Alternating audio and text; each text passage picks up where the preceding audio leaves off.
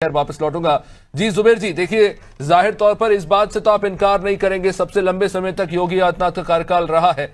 लोकसभा चुनाव में जो भी परिणाम रहा हो, लेकिन विधानसभा में आप ये बात तो मानेंगे कि बीजेपी की जबरदस्त लोकप्रियता रही है और निकाय चुनाव में भी ये देखने को मिला है और कहीं ना कहीं पब्लिक इस बात को लेकर काफी सपोर्ट करती है और दूसरे राज्यों में भी आप देख सकते हैं किस तरह से कह सकते हैं कि काफी चर्चित है योगी आदित्यनाथ।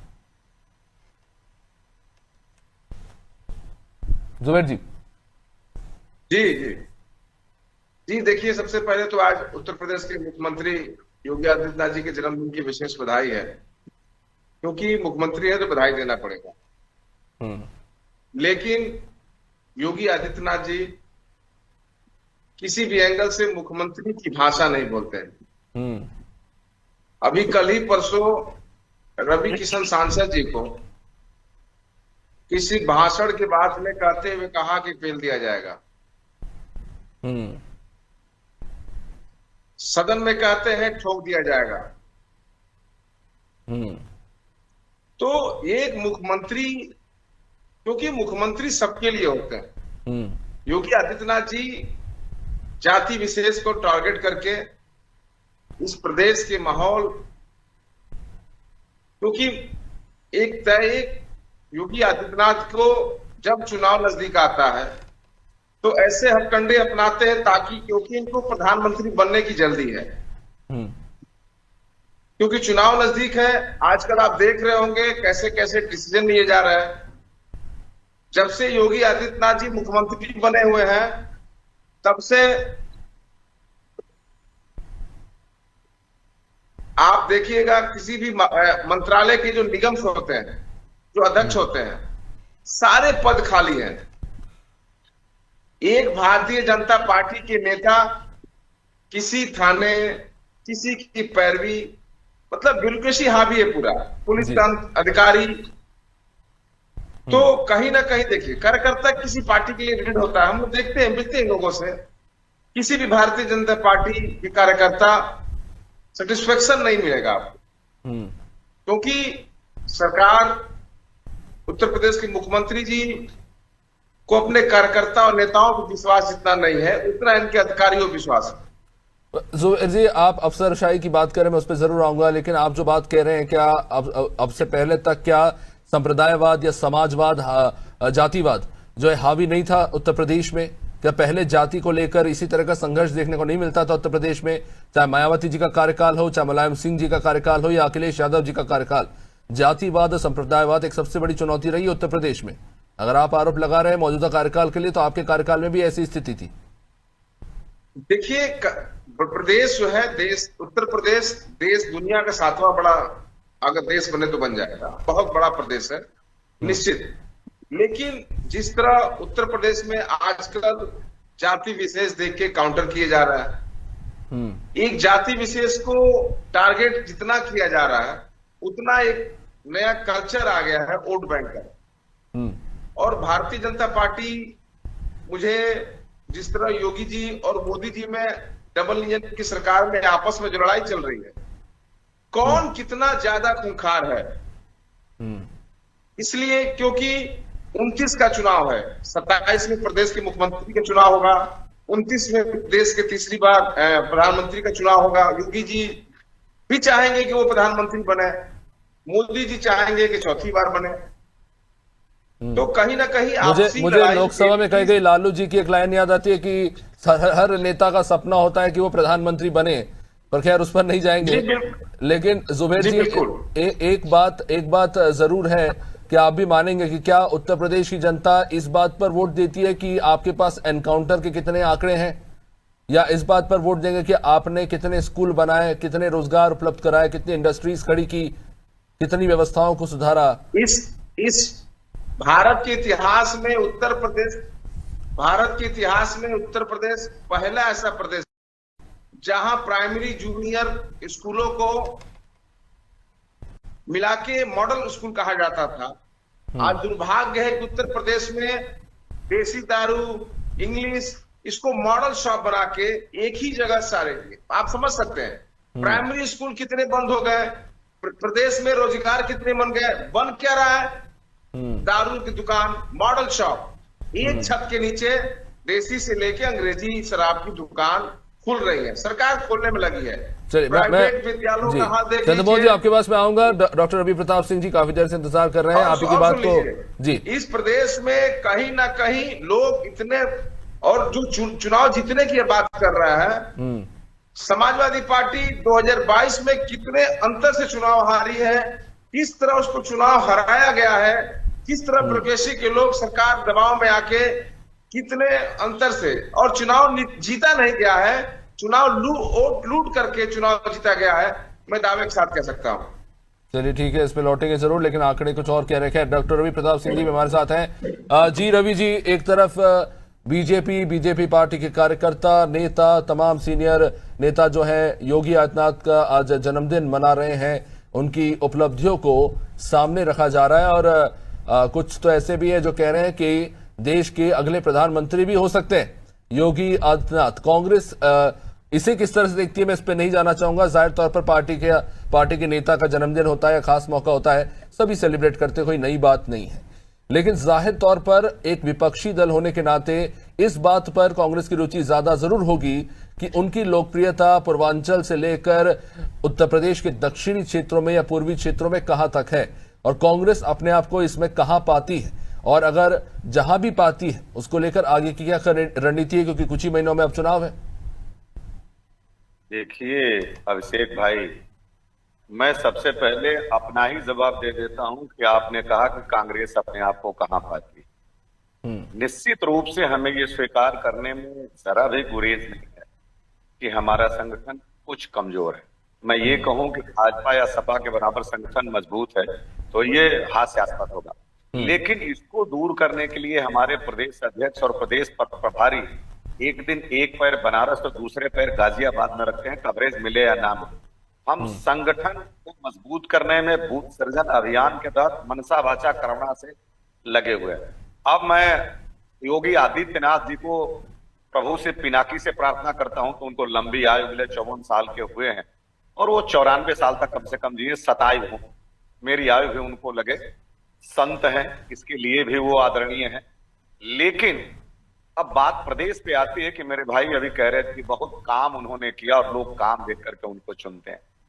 काम, मैं केवल थोड़ा सा फहरिस्त आपको बताना चाहूंगा। आगरा में एक चमड़े का उद्योग हुआ करता था जो इनके ही समय में सिमट करके बांग्लादेश चला गया। फिरोजाबाद में चूड़ी का उद्योग था जो सिमट करके योगी आदित्यनाथ जी के समय में ही वियतनाम चला गया। और जल जीवन मिशन के जो मंत्री हैं, जो इनके सदैव साथ रहते हैं, कहा तो गया कि हर घर में हम नल से जल पहुंचा देंगे, लेकिन घर तक जल तो छोड़िए, रास्ते में ही जल का पलायन कहां हो जाता है ये पता नहीं चला। विकास का बालक प्रादुर्भूत तो हुआ था, लेकिन शैशवावस्था में ही वो एनीमिया का शिकार हो गया।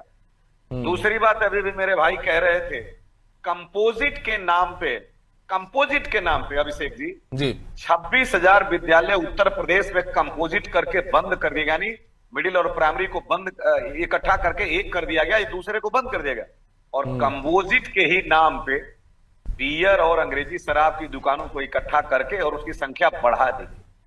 यही योगी आदित्यनाथ जी जब मुख्यमंत्री नहीं थे, बहुत पहले की बात है, नेबुआ नौरंगिया के एक विधायक हुआ करते थे जिनको शराब की एक दुकान मिली थी, तो योगी जी ने जिस भाषा का इस्तेमाल किया था मैं कह नहीं सकता, और आज वही योगी जी जब सत्ता में तो शराब की दुकानों को बढ़ाया जा रहा है। दूसरी बात ये हम कह रहे हैं कि जो एक्सप्रेस वे के जाल को बुनने का एक तिलिस्म दिखाया जाता है, उसका आलम यह है कि एक्सप्रेस वे भ्रष्टाचार और घोटाले का अड्डा बन गया। मैं आपकी टीवी पे एक दिन कहा कि जो लिंक एक्सप्रेसवे गोरखपुर से और पूर्वांचल एक्सप्रेसवे को जोड़ा, वो 80 किलोमीटर प्रति किलोमीटर की दर से बना, 80 दिन में 80 जगह से टूट गया था। और मैंने चुनौती दी थी कि 800 दिन जमानत मांगों का जांच करा लीजिए। दूसरी बात ये बताए, जहां करीब 69,000 शिक्षक अपने कमर में झाड़ू बांध करके घूम रहे हैं, आपके हॉस्पिटल में आपको डॉक्टर नहीं मिल पा रहे हैं।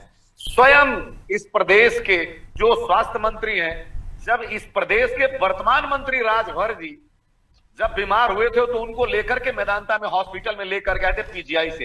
ये कहने के लिए पर्याप्त है कि जब प्रदेश का स्वास्थ्य मंत्री स्वयं गया और प्रदेश का एक कैबिनेट मंत्री की तबीयत खराब थी तो उसको सरकारी पीजीआई से निकाल करके वेदांता में लाया गया था। इससे ज्यादा मैं नहीं कहूंगा, देश की जनता समझदार है। रवि जी, इस पे मैं अब जवाब ये- जरूर दूंगा चंद्रमोहन जी से।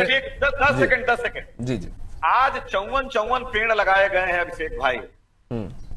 योगी आदित्यनाथ जी के कार्यकाल में 300 करोड़ से ज्यादा पेड़ लगा दिए गए। 30 वैसे करोड़ वैसे भी वैसे तो नहीं। मैं ये मानता हूं कि चलिए पौधारोपण अच्छा काम है, लेकिन ये समय अच्छी बात है, पौधा अच्छी लगाने बात के है। नहीं है वैसे। अभी इसीलिए की कह गर्मी रहे हैं कि जी अभिषेक भाई 300 करोड़ पौधे लगाए गए और 30 करोड़ भी जिन्ना ने एक नोटिफिकेशन जारी करते कि who is accountable for their life. आज कौन इनको जीवित रखने का अकाउंटेबल होगा? और जब एक पेड़ मां के नाम पे आप लगवा रहे हैं, लाखों पेड़ अडानी जी के नाम पे कटवा रहे हैं, कहां का न्याय है ये? कम से कम आप ये तो न कहिए कि हम अब धर्म के नाम पे कोई लड़की छेड़ेगा तो बचेगा नहीं।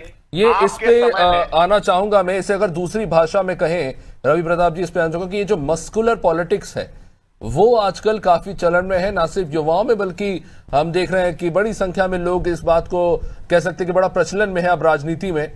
अब देखिए, हालांकि अभिषेक जी इसको एक मिनट चंद्रमोहन जी आऊंगा मैं आपके पास, लेकिन इसे किस तरह से ऑपोजिशन काउंटर करेगा? देखिए इस बात से हम इनकार नहीं करेंगे, जो मस्कुलर पॉलिटिक्स है आज के टाइम पे कहीं ना कहीं हिंदुस्तान की राजनीति को डोमिनेट कर रहा है। हमने टीवी के देखा जो पहली ऐसी पार्टी 24 में आई, और आज हम देख रहे हैं किस तरह से उन्होंने सरकार बनाई और डीएमके और एआईडीएमके को खाड़ के फेंक दिया। तो कहीं ना कहीं जनता में भी मस्कुलर पॉलिटिक्स रेलेवेंट है। आप इस बात से इनकार नहीं करेंगे रवि प्रताप जी? देखिए, हम बिल्कुल इसकी रिलेवेंसी को इनकार इसलिए नहीं करेंगे कि युवाओं ने एक हफ्ते में 2.5 करोड़ एक काकरोच जनता पार्टी, तो निश्चित रूप से जो एक असंतोष पनप रहा है, कम से कम इस देश के 1 करोड़ युवा एसएससी के नाम पे, सीबीएसई के नाम पे, नीट के नाम पे दर दर भटक रहे हैं और सरकार कुछ नहीं कर रही। तो कम से कम जो असंतोष ये सरकार अपने क्रियाकलापों से, अपने कर्मों से पनपा रही है, इसका खामियाजा तो भुगतना पड़ेगा। कभी ऊर्जा का विनाश नहीं होता अभिषेक भाई, ऊर्जा का विनाश नहीं होता है। और मैं ये कहना चाहता हूं कि वो मोदी जी कहते हैं कि विकसित भारत 47 में बनेगा, वो मोदी जी नहीं बनाएंगे, वो देश के युवा बनाएंगे। क्योंकि आज समय थोड़ा सीमित है, मैं इस पर जवाब लूंगा। चंद्रमोहन जी, बहुत सारी बातें, लेकिन मैं एक चीज पे आना चाहूंगा, और ये विषय बहुत महत्वपूर्ण भी है कि योगी जी संत हैं, सभी सम्मान करते हैं उनका। नहीं जुबेर जी, मैं आऊंगा आपके पास। चंद्रमोहन जी काफी देर से इंतजार कर रहे हैं। देखिए वो संत है, पुरोहित है, और जाहिर तौर पर भाषा एक बड़ी महत्वपूर्ण चीज है, खासतौर से राजनीति में भी, और उसमें संयम बरतना बहुत आवश्यक होता है। जो बातें कही रवि प्रताप जी ने या फिर जुबेर जी ने कि जिस तरह की शब्दावली का इस्तेमाल कई अलग अलग मंचों से, सार्वजनिक मंचों से इस्तेमाल किया गया, खासतौर से ईद से भी एक दिन पहले भी इसी तरह की शब्दावली का इस्तेमाल हुआ, क्या आपको नहीं लगता कि ये जो है कहीं ना कहीं गलत संदेश देती है? अभिषेक जी, हमारे यहाँ कहा गया है कि सठे साठ्यम समाचरेत, जो जिस भाषा में समझेगा उसको उसी भाषा में समझाया जाएगा। अरे वो अपने क्या आप सांसद को कह चाहते रहे हैं थे कि पूर्ववर्ती वो सरकार अपने की सांसद को तरह कह रहे थे, बीच में उसको इनको क्या चुप कराइए, समझाएंगे? बहुत बोल चुके हैं। अरे चुप उस कराइए सांसद को इनको। कह रहे थे, किस भाषा में अरे समझा बीच रहे थे में इसको? मत बोलिए। नहीं, उन्होंने कहा कि विधानसभा के नहीं, विधानसभा के अंदर भी इस तरह की सुनिए शब्दावली पहले, का वो प्रयोग किसी हुआ, व्यक्ति तो से नहीं बोले अभिषेक हैं, जी, वो इनको अपने चुप कराइए। सांसद को बोले हैं।